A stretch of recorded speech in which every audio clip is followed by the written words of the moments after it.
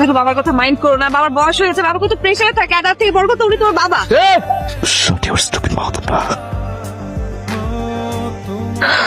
তুমি বোঝার চেষ্টা করো, আমরা পরে যাই। কার সাথে এত বছর ধরে সংসার করছি, কিভাবে সংসার করছি, এখন তোমরা দেখো। বাবা বাবা তুই কোথায় যাচ্ছিস, কোথায় যাচ্ছিস তুই এত রাতে, তুই কোথায় যাচ্ছিস? ভালোবাসা যখন কমতি পড়ে না মা, তখন সেখানে রাখেন না মা, কষ্ট লাগে মা। সেই বাবার ঘরে আমি জীবন থাকবো না মা। রাতের আধারে পালিয়ে যায় কাপুরুষেরা। তুমি আসলাম চৌধুরীর ছেলে, তার রক্ত তোমার ভেতরে। তোমার মান সম্মান না থাকতে পারে, কিন্তু আমার আছে। আজকের এই বিজয় আমার একার বিজয় নয়, এই বিজয় আমাদের সকলের। আমার এই বিজয়ের পিছনে আরো একজনের অবদান আছে, জিসান, যাকে ছাড়া আমি অসম্পূর্ণ। জিসান চৌধুরী। আরেকজনের সাথে আপনাদের পরিচয় করে দিই, আমার ছেলের বউ, আমার বৌমা। আর আপনার সবাই তালি দেন।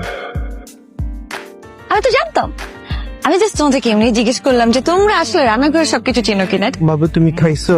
খাবো কি করে, তোমার না টাকা পাঠানোর কথা ছিল। টাকা? বাবু তোমাকে আমি টাকা পাঠাইছি না, তুমি দেখো। 5,000 টাকা কি আর ভালো মতো খাওয়া যায় বলো? দুলাভাইয়ের টাকা আমার হাতে যতক্ষণ আছে ততক্ষণ তোমাকে দিয়েই যাবো। সব মেয়েরা যে কেন আমার জন্য এত পাগল। কোন মেয়ে আছে তোর জীবনে? এই তুই করবে না কিন্তু, আমি তোমার জামাই। এই ধরনের কথা বলো না, তুই থেকে বেশি কথা বল।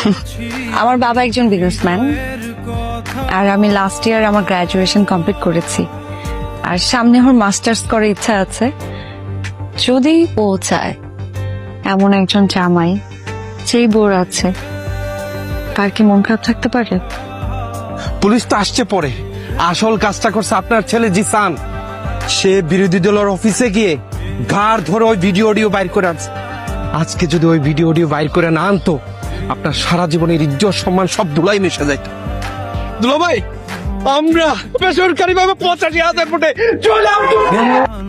আপা অনেক খুশি হয়েছে, অনেক খুশি। আলহামদুলিল্লাহ। আবার সবাইকে শুভেচ্ছা জানাচ্ছি। আলহামদুলিল্লাহ। কাকে কি দায়িত্ব দিচ্ছ? হ্যাঁ, ও জীবনে কোনো ইভেন্ট ঠিকঠাক মতো করতে পেরেছে? কোনো না কোনো একটা সমস্যা সে করেছে।